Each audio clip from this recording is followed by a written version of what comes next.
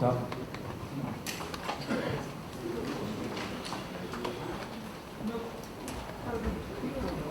지금부터 민선 7기 언론인과의 대화를 시작하겠습니다. 먼저 시장님의 인사 말씀과 취임 1주년 주요 성과에 대한 설명이 있겠습니다.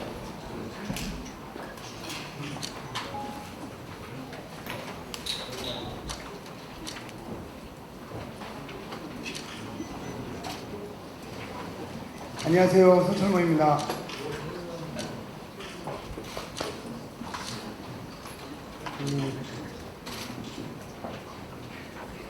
오늘 취지를 좀 설명을 드리려고 하는데요. 제가 좀 목이 안 좋아서 소리가 좀 고르지 못한 거 양해 바랍니다. 저희가 지역회의도 하고 시민들과의 대화를 여러 차례 하고 있습니다. 지금 언론인과의 대화는 그 일환으로 진행되는 겁니다. 그러니까 기존에는 저희가 사회단체나 어떤 특정 단체들하고 대화를 진행했는데 언론인들하고의 간담회가 없어서 언론인들과의 대화를 좀 정례화하자 이런 취지에서 진행됐고요. 제가 한 거에 대한 설명은 질의응답을 하면서 답변을 드리는 것이 좀 더 맞을 것 같거든요. 그래서 그냥 자유분방하게 질의를 하시면 제가 그 답변하는 과정에서 뭐 정책이나 이런 것도 답변이 될 것 같습니다. 그러면 다음은 시정 주요 현안에 대하여 질의 답변 시간을 갖도록 하겠습니다. 질의 내용은 하성시정이나 하성시 비전에 대하여 질의해 주시길 부탁드리며 지역적인 사항이나 특정 이해관계에 대한 질문은 삼가해 주시기 바랍니다. 질의가 있으신 언론인께서는 먼저 손을 들어 사회자에게 지명받으신 후 소속과 성함을 말씀해 주시고 간단 명료하게 질의해 주시기 바랍니다. 질의하시는 언론인이 계시면 질의해 주시기 바랍니다.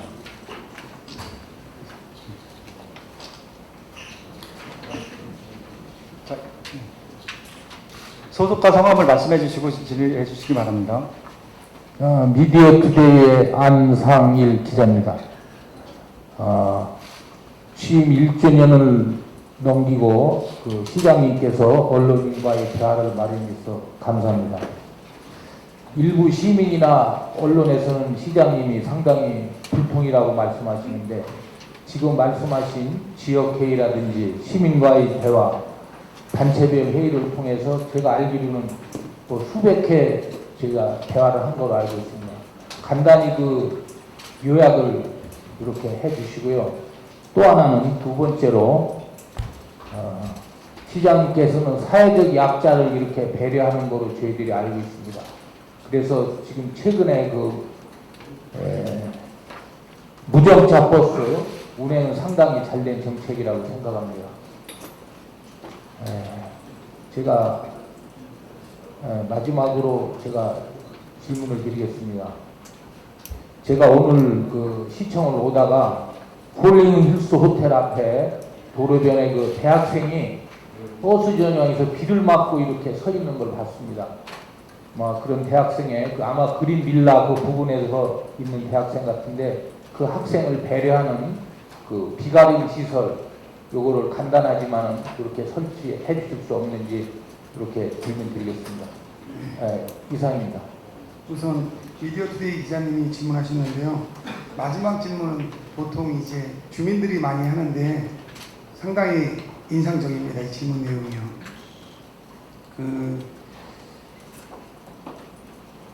우선 시민과의 대화에서 불통이라고 하는 부분은 저는 충분히 감수합니다. 그 이유 중에 하나가요. 제가 이제 민주당에서 정치 생활한 지가 23년째입니다. 근데 기존의 정치를 좀 바꿔보겠다는 게 제 생각이 좀 많이 있습니다. 그게 어떤 내용이냐면요. 국회의원이나 시장, 그러니까 제가 예를 들어서 불통이라는 소리를 안 들으려고 하면 되게 쉽습니다. 기존에 만나던 사람들을 만나주면 되는 겁니다. 사회단체장이라든가 이런 사람들. 여기 지금 기자님들이 서철모 시장은 불통이다 이런 얘기를 들으셨는데 이 불통이라고 말하는 사람이 누군지 한번 차분히 생각해 보세요. 나한테 서철모 시장은 불통이라고 말하는 사람이 과연 누구인가? 그분들이 사회단체장이나 지역의 오피니언 리더 격에 있었던 분들이에요. 그러니까 시장이나 국회의원 정도 이상 되는 정치인이 1년간 상대방의 말을 3분 이상 들을 수 있는 사람이 몇 명 될까 하면 200명을 넘기 어렵습니다. 그리고 1년, 2년 지나면 이 폭이 바뀝니다. 왜 그러면 처음에는 시장 됐다고 쓴소리도 하신 분이 1년 지나면 서철모 시장이 그분을 만나서 쓴소리를 듣기 싫어해요. 그럼 그분은 빠져나가죠. 그러면 한 2, 3년 시장을 하면요, 저한테 좋은 소리만 하는 분만 하게 됩니다. 근데 제가 지역회의를 1년에 72번 합니다. 그리고 이런 간담회를 한 130번 해요. 그러면 200번 정도 하거든요. 저는 화성에 이렇게 많은 기자분이 있는지 몰랐습니다. 왜냐면 제가 지역회의를 하거나 시의 가장 큰 사항은 시장의 행동입니다. 시장이 뭐라고, 시장이 무슨 생각을 하고, 시장이 어디 가고. 근데 제가 행동할 때 기자분들 두세 분 이상 있는 적을 본 적이 없어요. 근데 오늘 엄청나게 많이 오시잖아요. 저한테 지금 어떤 분이 질의할지는 모릅니다. 아무나 질의할 수 있는 권리가 있잖아요. 지역회의나 제가 간다면은 제가 평상시 만날 수 없던 분들이 저한테 항상 요구를 하고 질의할 수 있는 장을 만들어 드리는 겁니다. 근데 그럴 때 제가 어떤 특정인들하고 간담회를 하면 어느 특정한 부분, 저를 만날 수 있는 분은 이런 간담회 자리가 싫겠죠. 왜? 자기들의 의견만 전달하고 싶으니까. 그거를 바꾸고 싶은 겁니다. 그래서 1년, 2년, 3년 지나면 제가 금년에 200회 하고 내년에 200회 설정할지 모르겠지만 200회가 솔직히 해보니까 엄청 무리가 있습니다. 왜냐면 2시간씩 200회를 한다는 거는 주말 빼고 휴가 빼면 거의 매일 해야 돼요. 그리고 나서 또 하나의 문제가 이게 2시간 와서 되는 게 아니고요. 제 나름대로 이 2시간 하기 위해서 준비를 최소한 몇 시간을 해야 됩니다. 그 과정에서 오는 문제다. 그러니까 불통이라고 해서 제가 받아들이면 되는 거고요. 제가 200회를 하면 그분들이 50명씩만 해도 10,000명하고 제가 상의하고 중복이 있다 해도 최소한 3,000명 이상하고 제가 1년에 한 번씩 만나는 겁니다. 그리고 그분들이 원하면 저를 언제든지 만날 수 있고요. 대상자를 제한하지 않기 때문입니다. 그리고 언제든지 손을 들면 먼저 드는 분은 사회자가 지명해서 오늘도 마찬가지일 거고요. 어떠한 질문이든지 할 수 있는 위치에 있는 겁니다. 질문에 대한 내용도 제한하지 않았어요. 오늘도요. 어떠한 질문이든 할 수 있습니다. 그래서 그런 부분에 대해서는 아마 그런 문제가 있는 것 같고, 사회제약자들이랑 그렇습니다. 제가 얼마 전에 코스타리카를 갔다 왔습니다. 거기가 국민소득이 12,000불이에요. 화성은요, 지금 GRDP가 1인당 7만 불이 넘습니다. 그런 나라 6배가 넘죠. 그럼에도 불구하고 우리 화성 사람이 행복하다고 생각하고 더불어 산다고 생각을 할까? 있는 사람들이 쟁취하고 없는 사람은 계속 없는 시스템이 있는 겁니다. 아마 언론도 비슷한 상황에 놓여져 있을 겁니다. 거기에서 저는 이제 화성시가 함께 사는 다른 사회를 만들어갈 수 있는 방법이 뭔가, 이게 매우 중요하다고 생각합니다. 그 중에서 화성이 우리가 재정자립도 1위, 가장 젊은 도시 1위, 경쟁력 1위, 이런 도시에서 이제는 함께 사는 도시 1위, 약자를 생각하는 1위 도시, 환경을 생각하는 1위 도시, 이거로 패러다임을 좀 전환해야 된다, 이런 생각이 있는 겁니다. 그 중에 하나가, 저는 예전에는 의식주가 가장 중요했다고 생각하면 그 당시에는 의식주였기 때문에, 왜? 그 당시에 그게 생각할 수 있는 한계였다고 보는 겁니다. 근데 지금은 저는 의식주 플러스 정보와 이동이라고 봅니다. 그 정보와 이동이, 이제 정보는 대부분 분들이 스마트폰을 가지고 있기 때문에 정보에 제한이 없습니다. 그럼 그 다음에는 서민들한테 필요한 건 이동권이에요. 이런 이동권을 좀 화성에 갖춰주자. 근데 저희가 다른 데에 비해서 상당히 적은 돈을 써왔습니다. 그러면 저희가 한 15% 자부담금을 가졌는데, 저희 도시보다 못한 도시도 보통 20%, 18%, 23% 이 정도 자부담을 부담합니다. 그래서 저희는 제 임기 중에 25%까지 끌어올리겠다. 그러면은 빈차도 다닐 수 있는 겁니다. 그런 부분에서 저는 어느 게 화성시의 미래를 제시할 수 있는 사회인가, 이게 약자와 함께 할 수 있는 공존의 사회라고 생각한 거고요. 좀 아까 말씀하신 일반 주민 민원처럼 말씀하신, 제가 되게 감명받았던 학생 한 명이 비를 맞고 있었다, 이런 부분은 제가 아직 구석구석 못 살폈는데 좀 더 살펴서 그런 부분에 보다 노력하도록 하겠습니다. 네. 다음 질의 받겠습니다.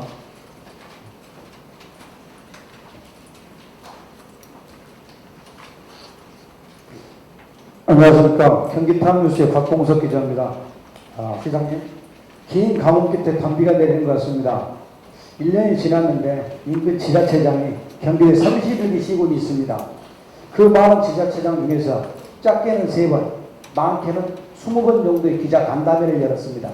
근데 우리 시장님은 아까 좀 전에 안상현 기자님 말씀하신 불통이란 말이 그래서 나온 것 같습니다만은 제가 생각할 때 이제사 왜 기자 간담회를 열 이유가 무엇인지 그럼 이 부분을 아니면 비서실에서 막았는지 아니면 시장님의 개인 생각인지 그리고 두 번째는 지금 현재 홍보실이 굉장히 저는 방대하다고 생각을 합니다.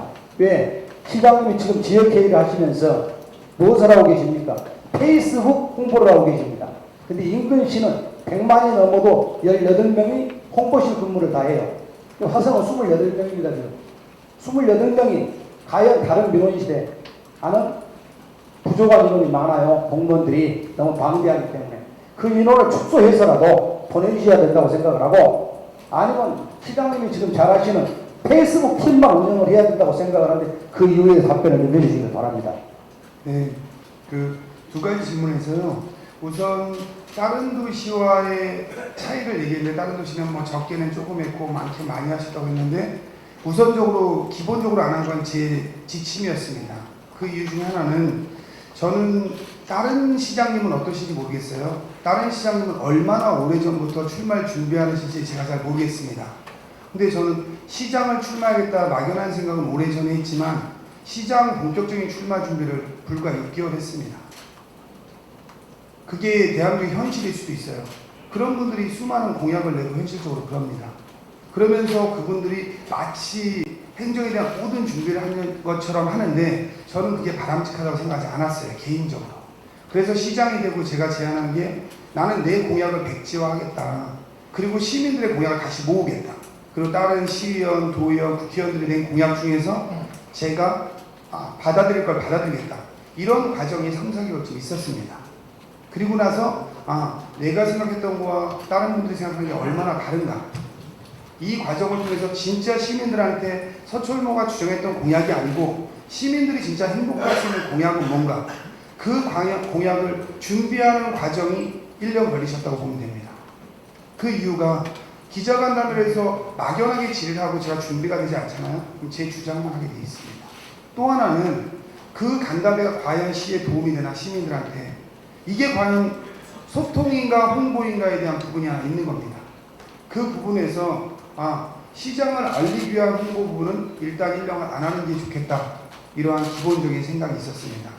그리고 그런 부분이었고요. 지금 하는 건 홍보라고 생각하시면 홍보라고 받아들이시면 되고요. 하나는 제가 체육인가의 간담회 아니면 문화예술인가의 간담회 이러한 간담회의 한 파트라고 생각해 주시면 좋습니다. 그리고 또 하나 홍보실이 아까 인원이 많다. 그 부분에 대해서는 저는 줄일 생각은 없습니다. 그 이유 중에 하나가 화성시에는 인원을 보강할 계획입니다. 그 이유가 왜 그러냐면 화성시는 이번에 추경을까지 다 편성하면 예산이 한 3조가 넘어갈 겁니다. 금년에요. 근데 대한민국이 하는 정책에는 잘못된 부분이 하나 있습니다. 왜? 위에서 정해놓고 누구나 똑같은 옷을 입으라고 합니다. 저희 지방자치가 시작한 지가 25년이 지났는데요. 25년 전에 만들어 놓은 옷을 지금 서철모 시장이 입기를 바라고 있는 게 대한민국입니다. 현재. 그건 어떠한 문제가 있냐면요. 화성시 예산이 3조가 되는데 저희 인건비 예산이 한 1,800억 정도 됩니다. 화성시 공무원들이 딴 데보다 못한다는 얘기를 듣는 것 중에 하나가요. 우회 행정상의 문제가 있어서 그래요. 다른 데는 공무원 한 명당 1억을 쓴다면 저희는 공무원 한 명당 예를 들면 3억, 4억을 써야 됩니다. 다른 데는 1억을 쓰기 위해서 5천만 원짜리 사업 2개를 만들면은 이분들은 이 2개의 애정과 관심과 계속 둘러보게 됩니다. 그리고 잘못되면 내년에 더 잘된 정책을 하려고 계속 바꿔나갑니다. 하지만 화성시는 4억을 한다면 8개의 사업을 하니까 사업을 만들고 지나가기도 버거운 겁니다. 이게 현실이에요. 그렇기 때문에 우리가 어떻게 하면 이걸 해결할까 해서 공무원 수를 늘려달라 해도 위에서 안 됩니다. 그래서 현행법 테두리를 벗어나서 시장의 권한을 이용해서 저는 시간선택제고 기간제를 훨씬 더 늘려야 된다. 저희가 공무원 인건비를 200억을 더 쓰면 1,800억에서 2,000억을 쓴다면 전 예산을 2,000억 절약할 수 있다고 생각합니다. 그래서 인원을 더 이상 늘리는 방향으로 갈 생각이지 어디 특정한 부를 줄이려고 하는 생각은 적습니다. 그래서 제가 다음 주에 행안부 장관도 만나고 총리님도 만나는데 거기에서도 화성의 특수성을 계속 지금 강조하고 있습니다. 근데 저희가 234명당 공무원 하나인데 수원 같은 경우는 240명당 한 명이에요. 위에서는 똑같은 옷을 만들어서 다른 데는 240명이라도 잘하지 않냐 이런 주장을 펴고 있는 겁니다. 행안부도 그렇고 다른 정부부처도 그렇고. 그런데 수원에는 바다도 없죠. 농업도 우리보다 작죠. 축사로도 없죠. 이러한 속성이 다 다른 거예요. 이게 자치분권을 보다 강화해야 되는 이유 중에 하나가 되는 거죠. 그렇기 때문에 저는 다른 부족한데도 끊임없이 더 사람을 뽑아라. 최종 책임은 시장이 지더라도 시간선택제든 계약제든 뽑을 수 있는 데까지 뽑아라. 이게 기본 방침입니다. 그리고 홍보팀도 저는 많다고 생각하지 않습니다. 여기가 다 언론사기 때문에 저희가 홍보를 하기에 부당한 게 있으면 기사로 쓰시면 됩니다. 화성시장은 28명을 써서 이러이러 안 좋은데 많이 낭비하더라. 이걸 기사화하시는 힘을 갖고 계신 분들이에요. 여기 분들은. 그러면 제가 반성할 부분을 반성하고 가장 강력한 부분이 언론 아닙니까? 여기서 쓰셔서 그걸 바로잡게 할 수 있는 힘이 있으십니다. 네. 다음 질의 받겠습니다. 좀 뒤쪽으로 해서요. 반갑습니다. 경기도 오해석 기자입니다. 시민과에 대한 두번 벤처 시장입니다. 네. 반갑습니다. 시장님께서는 행정가이시기 전에 정치인입니다. 그러니까 앞선 질문과 매우 좀 같이 하는데 다시 한번 질문 드리도록 하겠습니다. 취임 후 한 번도 언론인과의 대화를 갖지 않으셨습니다. 네. 그 진짜 이유를 말씀해 주시기 바랍니다. 두 번째, 서천구하면 지역회의입니다. 여태까지 진행해온 지역회의에 대한 평가와 성과가 있다면 어떤 게 있는지 말씀해 주시기 바랍니다. 두 번째 것부터 답을 드리면요. 지역회의는 제가 시장이 된 가치와도 되게 비슷합니다. 그건 뭐냐면 왜 자치분권 얘기를 하냐고 하냐면요. 이제 시대가 달라졌습니다. 예전에는 한 명의 리더가 시를 이끌어갔어요. 그 이유 중에 하나는요. 정보의 독점에 있었습니다. 정보의 독점에 있기 때문에 그 사람이 어떤 행위를 했을 때 정치적인 행위를 했을 때 그게 우상화될 수 있는 거죠. 하지만 이제는 그게 불가능합니다. 제가 하는 일거수일투족이 다른 사람의 SNS 등을 통해서 소셜미디어를 통해서 전부 실시간으로 나가고 있는 상황이 있습니다. 그러면 이제는 패러다임을 바꿔줘야 됩니다. 자치분권을 하는 이유가 좀 아까 제가 몸에 맞지 않는 옷이라고 표현을 했지 않습니까? 예전에 국가에서 똑같은 통제 방식으로 시군별로 해도 됐습니다. 근데 지금은 시군의 특성이 너무 다른 거예요. 그것처럼 이제 시민들이 너무 똑똑하십니다. 그러면 시민이 똑똑하다는 걸 인정을 해야 돼요. 그러면 앞으로 화성시가 가야 될 방향, 대한민국이 가야 될 방향은 시민들과 함께하는 거버넌스입니다. 근데 이 거버넌스에서 왜 지역회의를 중시하냐고 하시냐면 의회가 있다는 이런 얘기를 합니다. 저는 의회는 의회로서 존중을 해야 돼요. 근데 다른 부분이요. 저희 화성시 예를 들면요. 화성시가 21명의 한 분의 의원이 계십니다. 한 분은 의장이세요. 나머지 20분이 4개의 상임위로 나눠져 있습니다. 한 상임위에 5분씩 계십니다. 제가 있는 남양, 이 남양에 소속된 의원이 2분이신데요. 한 분은 의장님이십니다. 그럼 한 분만 남아 계세요. 4개 상임위 중에서 1개의 상임위에만 이분이 들어가 계세요. 3개 상임위에는 남양을 대표할 수 있는 사람이 없는 겁니다. 현재요. 근데 우리 기자님들이야 다 아시겠지만 의회에서 상임위에서 통과된 게 본회의에서 부결되는 걸 보신 적이 있나요? 대표성이 결여되고 있는 겁니다. 심각하게 대표성이 왜곡되고 있는 거예요. 뽑은 대표성이 왜곡되고 있는 게 아니고요. 뽑아놓으신 분의 활동의 영역이 대표성을 왜곡하고 있는 겁니다. 그게 의회 구조를 갖추고 있는 거예요. 그러면 남양이나 이쪽의 비봉이나 마도동산 서신의 거를 여기 계신 의원님이 들으셔도 본인 상임위가 아니면 거기에 전달하는 구조가 없는 거랑 같은 겁니다. 현재 상황이요. 그러면 그분들은 그 의원님을 우리를 대변하라고 뽑았는데 그분은 상임위에 가서 말할 수 있는 권리가 전혀 없어요. 그리고 본회의에서 한 번도 토론을 한 적이 1년 동안 한 번도 없습니다. 상임위 결정을 한 거를 우리는 다릅니다라고 주장하는 의원이 한 분도 안 계세요. 이러기 때문에 이 대표성 왜곡을 거버넌스로 가는 게 뭐냐, 그게 좀 지역회의라고 보고 있는 겁니다.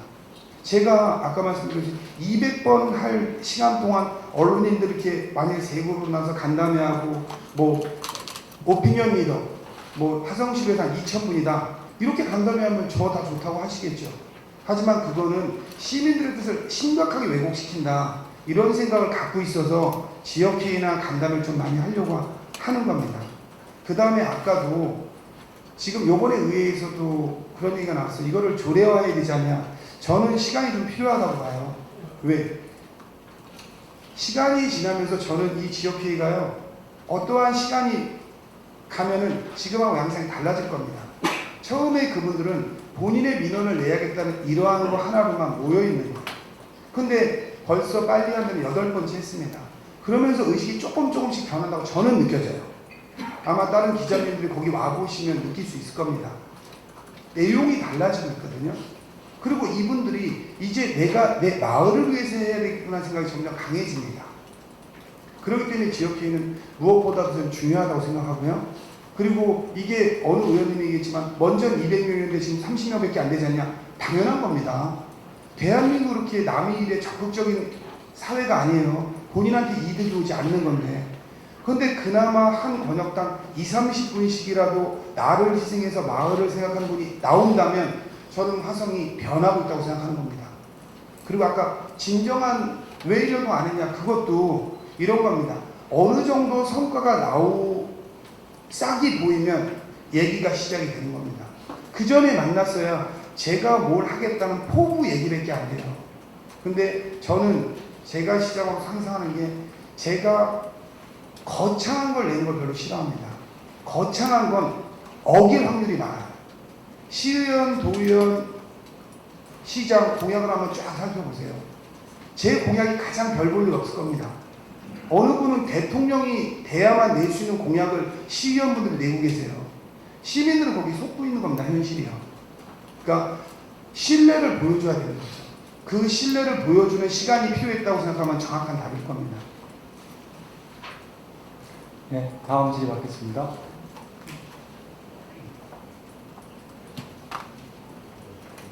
시간 충분하니까요. 예.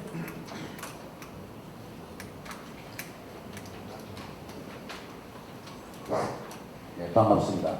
현대일보 박이호 기자입니다. 기분 좋은 변화, 행복 가슴 발전을 위해서 11년간 해외 출장 연합이 한 7회 정도 다니시고 가슴 시민 지역회의 240회 목표로 불철주야 노래가시는 서철모 가성시장님께 많은 찬사를 보내드립니다. 이어서 한 3가지 질문을 드리겠습니다. 첫째, 시임 당시 공약 사항 중 중점 추진 사항이 84개에서 3개 줄여서 81 정도 한 쪽 1년이 지나 현재 추진은 약 100% 정도 진행되었는지 말씀해 주시고, 두 번째, 앞으로 약 1개월 정도 있으면 우리 고유의 명절 추석입니다. 추석 명절 3일간 비봉, 매송, 고속도로 톨게이트를 면제할 의사가 있는지도 말씀해 주시고, 또 취임 당시 공무원 숫자가 약 1,800명 정도 됐습니다. 지금 현재 약 2,500명 정도인데, 그러나 청사 직원 주차장이 아주 부족한 상태입니다.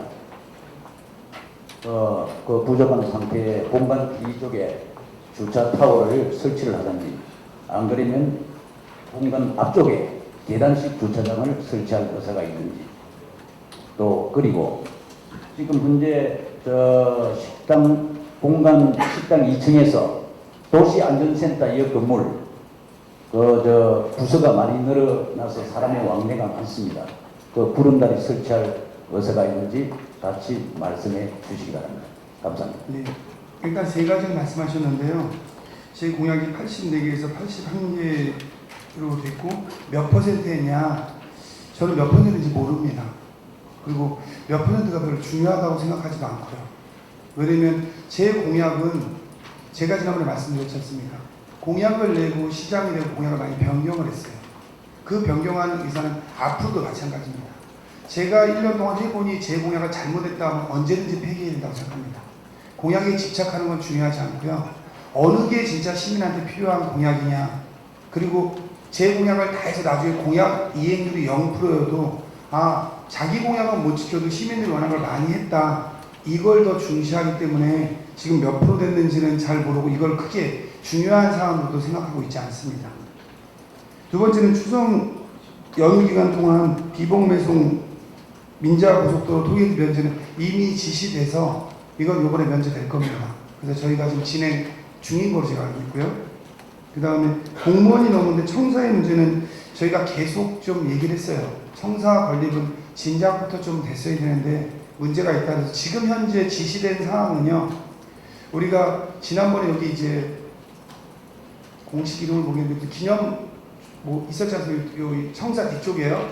근데 그 지금 저쪽엔 간이 건물처럼 제가 청사를 쓰고 있는 게 있어요. 근데 그 왼쪽에 그쪽에 청사를 일단 져라. 청사 짓고 그쪽에 지금 있는 분을 이쪽으로 이동해서 일을 할 수 있게 하고, 그 다음에 저쪽을 해서 저쪽에 주차 빌딩을 쳐라. 이쪽 저쪽까지 헷갈리실 수 있는데 저희가 청사를 그대로 들어오면 2층에 올라오면 밖으로 나갈 수 있지 않습니까? 나가면 이제 공원처럼 흡연부 수 있고 조성이 돼 있어요. 그 오른쪽에 전기 충전하는 데 있고 거기 간이 건물처럼 지금 저희 별관동이 있거든요. 그쪽에 지면 부신 동안 할 수 있는 방법이 없습니다. 그래서 그 반대쪽 편에 그쪽에 건물을 짓고 청사를, 그게 다 완공이 되면 오른쪽 걸 두시고 그쪽에 주차 타워를 지으라고 이미 검토가 들어가 있는 상태입니다.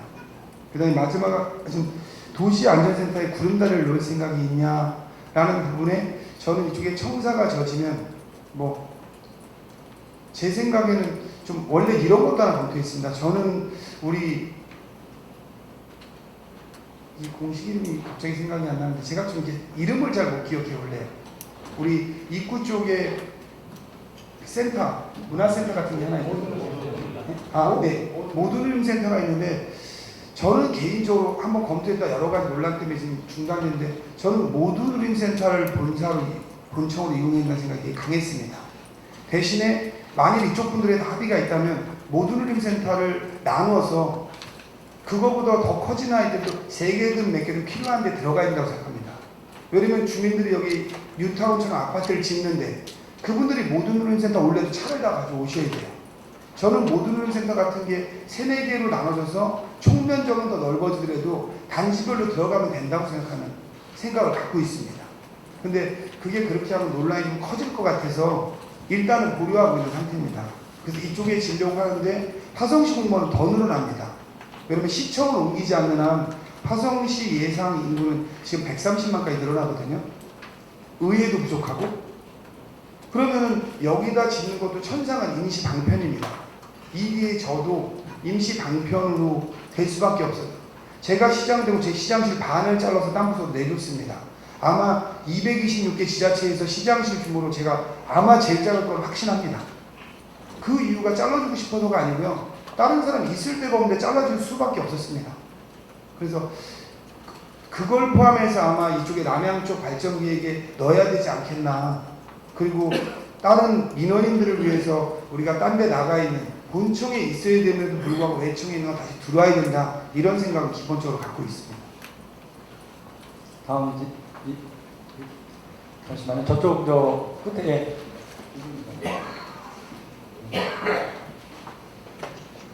네, 데일리와의 이기훈 기자입니다. 오늘 시장님 1년 만에 이렇게 기자회견을 하니까 진즉했으면 불통이라는 소리는 안 듣지 않았을까 하는 생각이 드는데요. 그동안 이제 주민들과의 대화를 하면서 충분히 그 화성시에 대해서 파악이 잘 됐다고 생각을 합니다. 근데 이제 얘기 중에 시장님께서는 충분히 그 시민들의 변화를 느끼셨고 어느 정도 만족도를 갖고 계신데, 그 민원들을 얘기하다 보면 시민들은 그 시장님과의 대화에서 과연 어느 정도 만족하는지를 파악을 하셨는지 좀 궁금하고요. 그 다음에 지금 오늘 기자회견을 하면서 말씀하시는 거 보니까 어떤 토론을 해도 충분히 자신감 있게 끌고 나갈 만한 그런 분이라고 생각이 듭니다. 지금 화성시의 가장 중요한 현안인 수원 공공항 이전 부분에 대해서 뭐 정치적인 문제와 여러 가지가 있지만 수원시의 영태영 시장과 간판을 해도 충분히 잘 하실 거로 보여지는데 혹시 만날 의향이 있으신지 궁금합니다. 네.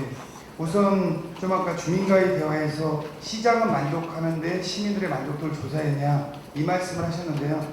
제가 되게 소시민이라 욕심이 별로 없습니다. 그래서 작은 거에 행복해하고 작은 거에 만족해해요. 근데 시민들이 저처럼 작은 거에 만족해할지는 제가 좀 잘 모르겠습니다. 근데 저는 시민들이 아까 말했듯이 저를 전혀 모르는 분이 지금 기자님도 저를 처음 보지 않습니까? 그분이 자기 얘기를 할 수 있고 공개적인 자리에서 이것만으로도 저는 되게 큰 전환점이라고 생각을 하고 있습니다. 또 하나 그 수원 분공항 이전 말씀을 하셨는데 이 부분에 대해서 저는 이렇게 생각합니다. 이게 수원시장님을 제가 여태껏 만난 게 한 20번 만났을 겁니다. 1년 내에요. 그러면 엄청 많이 만난 거죠? 네. 근데 수원시장님도 이 궁공항 문제를 저한테 끄집어낸 적이 없어요. 그거는 제가 후보 시절에 저는 민주당에서 23년이 됩니다. 그리고 화성시 정도 규모가 되면 시장이 행정가일까 정치가일까 고민할 지점이 있다. 우리가 정치적으로 행동할 거와 행정적으로 행동할 거 구분하자. 이걸 제안을 했어요. 그래서 산수화 협의 때도 우리가 부시장 협의체를 만들어서 행정적인 문제는 화성시가 앞장서서 양보하겠다. 우리가 저만 초선이고 두 분은 3선이지만 제가 양보하겠다. 어떤 거에서 뭐 하나 주고 하나 받는 일은 없을 거다. 하나 주시면 내가 2개 드릴 것이다. 이렇게 말씀을 드렸어요. 근데 궁공항 문제는 상황이 좀 다릅니다. 여러분 이거로 별로 오래 얘기한 적이 없어요. 둘 간에. 왜? 생각이 같습니다. 이 자체가 행정적인 문제가 아니라는 걸 서로 알고 있어요. 이미 정치적인 문제다. 그렇기 때문에 아마 수원시장 3선까지 되셔서 이 얘기를 그렇게 크게 뭐 안 하시는 것 같고 이걸 갖고 자꾸 대화가 본인한테도 유리하다고 생각하지 않으실 겁니다. 뭐 토론을 제안하시지도 않으셨고 저는 제가 제안해야 된다고 생각하지도 않습니다. 그렇게 굳이 해서 옆 동네 간에 불협화음을 만들 필요가 있나. 제가 그런 이유 중에 하나가 제가 반대하면 천상 궁공항 못 옵니다. 그리고 제 스스로 저는 그 정도 막을 힘이 있다고 생각하고 있습니다. 다음 질의. 네. 이쪽으로.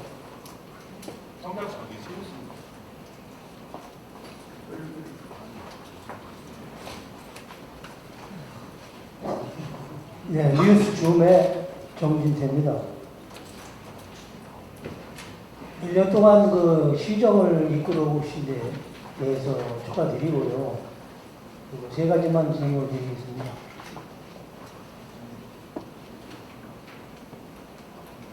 지금 이 유인물에 보면은 보건정책은 하나도 나와 있지는 않습니다. 지금 현재 그 기상청에서 보면 엘니노 현상 때문에 금년도에 이상 기후로 인해서 아프리카 돼지 열병이나 현재 일본 뇌염이나 이런 전염병에 대한 방역이나 대책에 대해서 유인물에는 한자도 나와 있지는 않습니다. 거기에 대해 말씀해 주시고요. 두 번째, 한백산 메모리 파크의 현 위치가 어떻게 되어 있는지 시민 한 사람 이적에는 현황을 좀 말씀해 주시고, 세 번째는 지금 여기 출입 언론인이 꽤 많은 걸로 알고 있는데요. 언론인 중에서 이 차별화 대우를 받고 있다. 이런 그 얘기가 많이 나와 있습니다. 그래서 시장님의 이 언론관은 어떤 것이며 앞으로 남은 임기 동안 3년의 대한 출입 언론에 대한 차별화 하실 건지 아니면 평등하실 건지 지금 세계는 말입니다. 노블레스 오블리주로 나가고 있습니다. 그래서 그런 맥락에서 보면은 그 점은 굉장히 출입 언론인들한테는 상당히 중요하다고 생각되는데 이 점에 대해서 말씀해 주십시오. 제가 순서를 바꿔서 얘기하겠습니다. 출입 언론인을 차별할 거냐? 저는 차별할 생각이 전혀 없습니다. 앞으로도 그럴 거고요. 그리고 제가 차별하면 그 차별한 걸 기사로 쓰세요. 기자의 힘은 글입니다. 어떤 걸 어떻게 차별하고 있다? 그럼 제가 받아들이겠습니다. 저는 제 스스로 뭐 이게 시장이라고 시장이 바닥까지 안다고 생각하시는 거면 안 됩니다. 왜냐면 여기 언론에서 하는 거를 언론 사장님이 다 모르는 거랑 비슷합니다. 그렇기 때문에 가장 강력한 건 글을 갖고 있는 분이에요.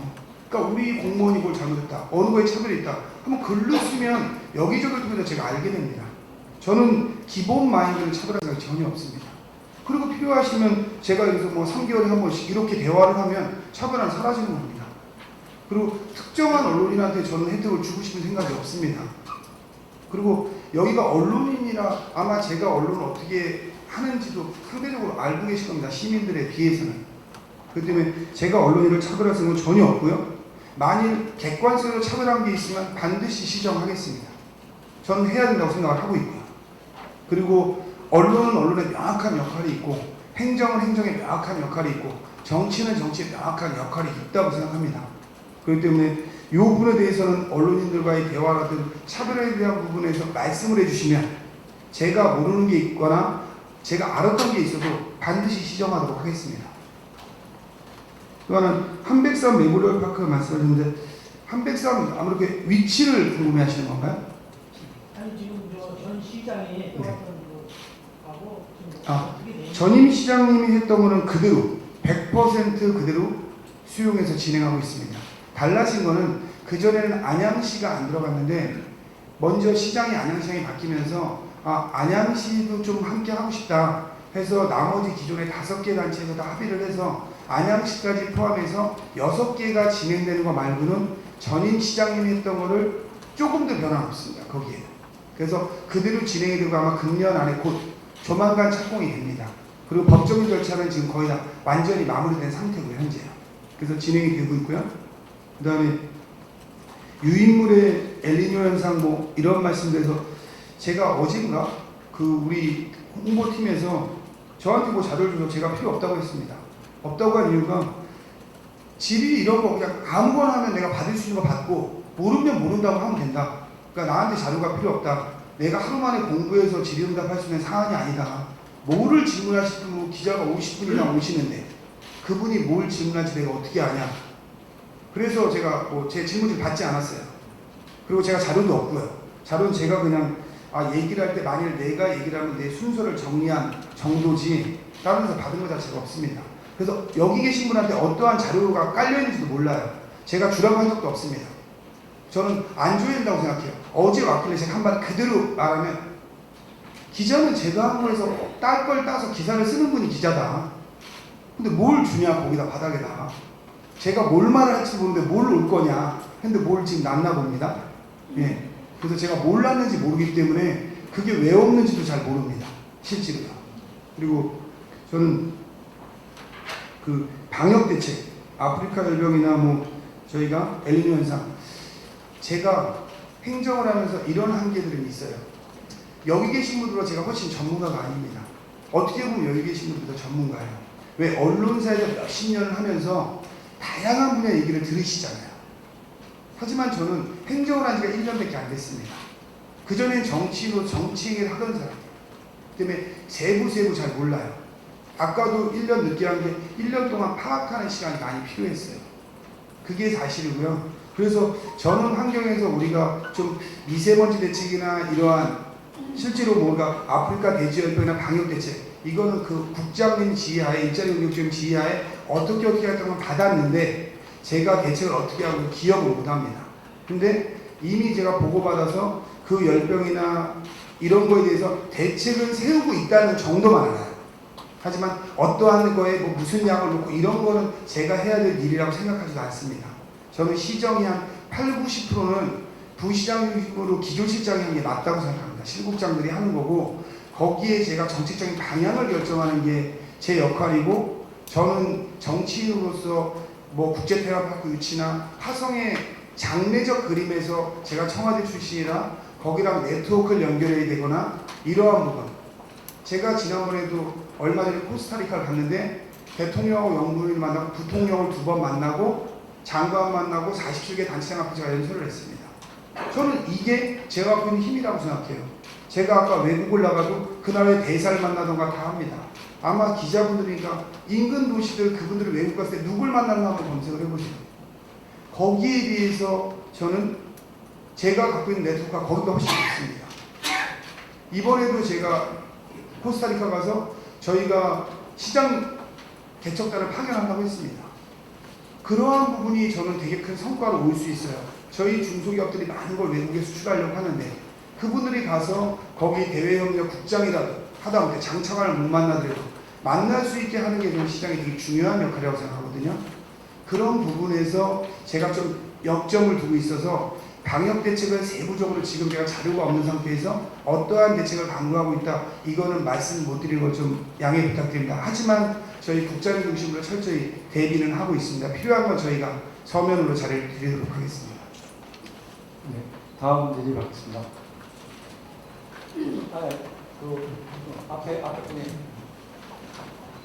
네, 안녕하세요. 저 OBS 이정현 기자인데요. 그 장례적 그림 정책 같은 거 말씀해 주셨는데 그 관련돼서 여쭤볼게요. 서해안 관광객 개발이나 화성 국제 테마파크 같은 굵직한 정책들은 이제 시장님이 끌고 가셔야 되는데 앞으로 임기 동안 주요 추진 정책이 뭐 있고 추진 전략 어떻게 되는지 설명을 부탁드리겠습니다. 지금은 러프하게 조감도만 말씀드릴게요. 서해안 관광벨트가 이제 테마파크가 연계되는 거죠. 제가 아까 모듈 파크도 잘 기억 못하고 제가 사람 이름이나 뭐 이름을 잘, 다른 거는 되게 잘 기억하는데 그런 걸 잘 기억을 못해요. 근데 먼저부터도 균형 발전을 어떻게 할 거냐 계속 하기였어요. 근데 제가 시장 경선 때부터 한 얘기가 저는 균형 발전이라는 얘기를 하지 않는다 하면서 지역 특화 발전이라는 특화론을 꺼냅니다. 그거는 뭐냐면요, 화성시를 저는 한 개로 보지 않습니다. 화성시를 여러 개의 시가 모여있다라고 스스로 구역을 나누는 겁니다. 그래서 거기를 각각 어떻게 발전시킬까, 이 중에서 서해안 관광벨트라는 게 생긴 거고 거기에 제일 중요한 게 국제테마파크였습니다. 제가 어디서도 한번 얘기했지만 국제테마파크가 상당히 많은 분들이 국제테마파크를 유치하려고 했어요. 근데 지난 10년간 한 번도 안 됐습니다. 근데 저는 제가 국제테마파크를 유치하는데 상당히 기여를 했다고 생각합니다. 그러니까 국제테마파크라는 게 시장 한 명이 노력해서 되는 거다라고 하면 거짓말이에요. 저는 그렇게 생각하지 않습니다. 하지만 제가 청와대에 있을 때 작년 1월에요. 국제테마파크가 내가 시장 나갈 건데 되게 중요하다. 그래서 이학수 수장호 사장을 만났어요. 청와대로 불렀습니다. 오셨어요. 와서 이런 국제테마파크를 해야 된다. 그런데 그때도 기재부에서 반대하고 어디에도 반대하고 절대 안 될 겁니다.